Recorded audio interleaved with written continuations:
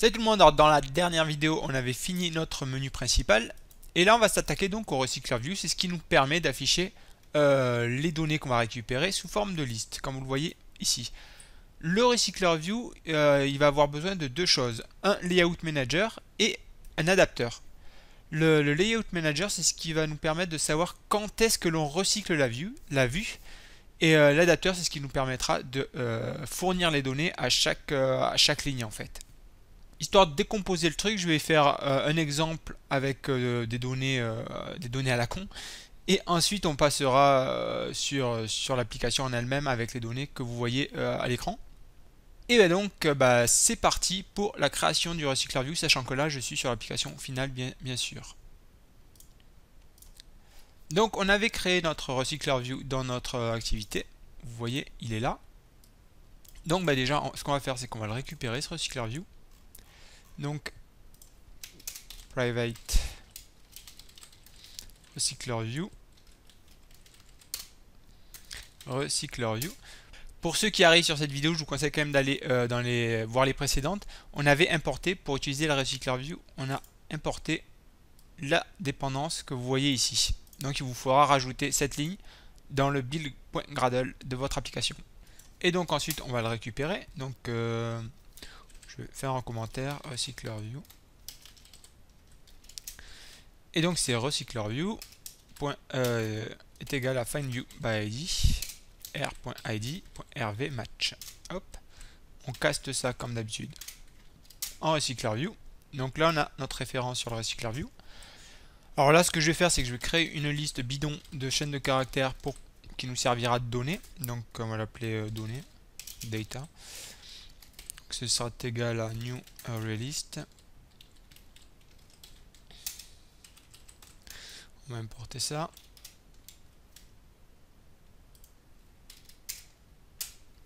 Et donc on va rajouter là-dedans data.add première donnée.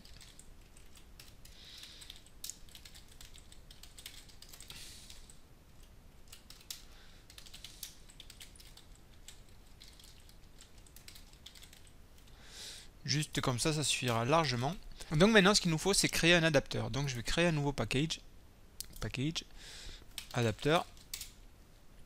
Et là, je vais créer donc une nouvelle classe qui sera mon myAdapter et qui va extend de recyclerview.adapter.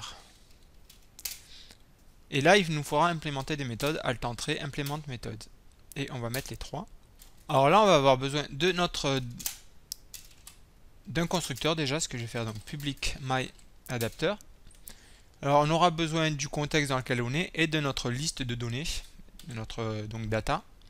Donc le contexte sera le contexte et notre liste, ce sera une liste de chaînes de caractères qui sera les données. Hop. Et on va créer quand même ces deux, hop, en l'entrée. Et on va créer donc ces variables. Donc le contexte et notre liste. Et là on fait juste un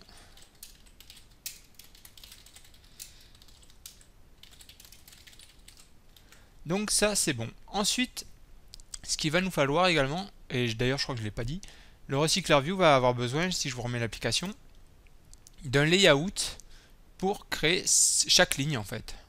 Et donc il va falloir créer ce layout. Nous on va faire un truc très simple comme je vous disais, c'est pour l'exemple.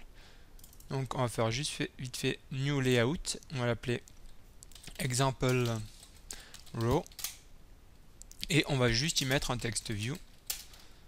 Field parent en width et wrap content et qui aura l'id tv exemple data. Ah oui, si je mets pas ça risque pas de marcher. Et c'est tout, il n'y a pas besoin de faire plus. Donc ensuite vous voyez, pour les méthodes, on a onCreateViewHolder, onBindViewHolder et getItemCount.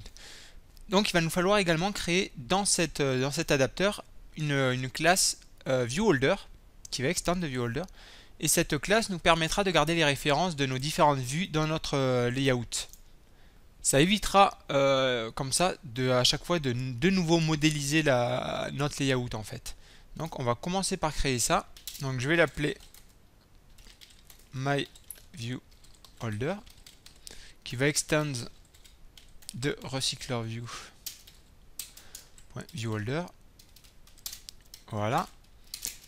Ensuite, qu'est-ce qu'on aura besoin? Donc du constructeur. Donc Alt-Insert constructeur.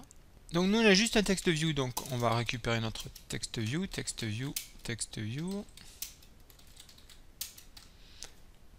Et donc maintenant il n'y a plus qu'à le récupérer, donc ça va être text view. On va le caster direct. Et là donc il faut récupérer donc notre vue, item view, et pour faire notre find view by id, hop, r.id.tv example data. Donc là j'ai bien la référence de mon text view.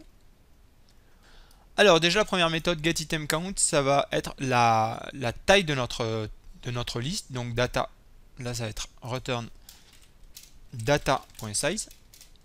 Donc maintenant il va falloir inflate, donc modéliser en fait notre layout. Donc on va faire view, on va récupérer notre item view, enfin on va la créer pour le coup, et ce sera égal à donc à layout inflater, hop, point, on va faire from context, donc on a notre contexte déjà.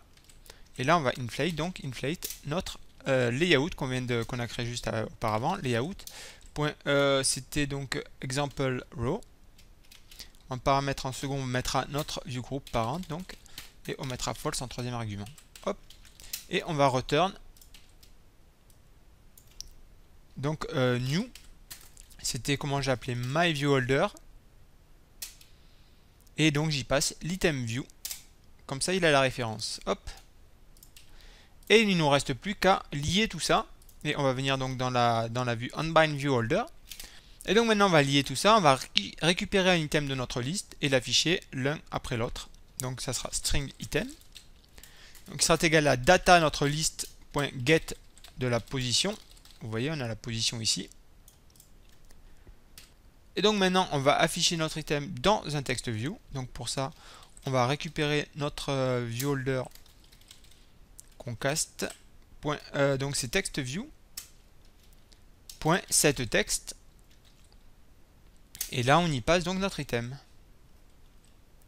Alors là on n'a pas tout à fait fini encore, et maintenant il nous suffit de revenir dans notre historic activity et on va rajouter un peu tout ça.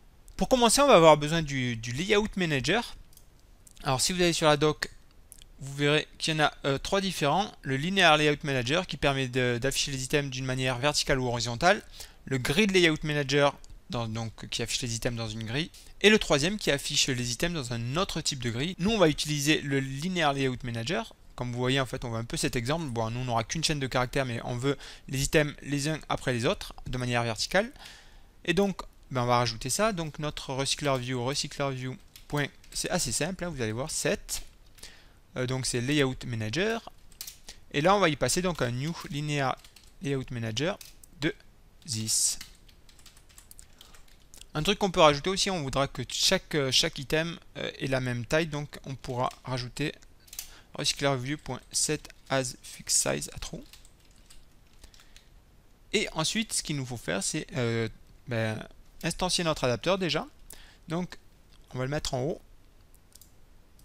private myAdapter, on va l'appeler mAdapter,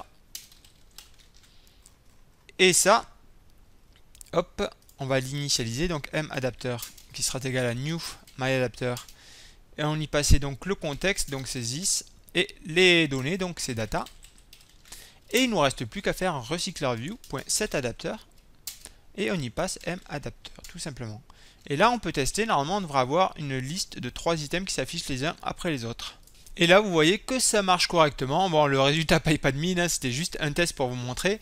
Mais donc là dans la prochaine vidéo vous avez vu un peu le fonctionnement. Comme ça permettra quand je vais tout refaire du coup pour l'afficher avec notre bon layout qu'on va créer juste après. Et les bonnes données également qu'on récupérera depuis l'API de League of Legends. Mais vous avez un aperçu de l'implémentation du recyclerView. Alors dans la prochaine vidéo, ce qu'on fera, c'est qu'on créera le layout de chaque rangée. Ensuite, on repassera dans notre partie requête pour récupérer toutes les données d'un match. Et ensuite, il nous faudra lier tout ça, c'est-à-dire mettre les bonnes données dans chaque rangée. Donc moi je vous dis à plus pour la prochaine vidéo.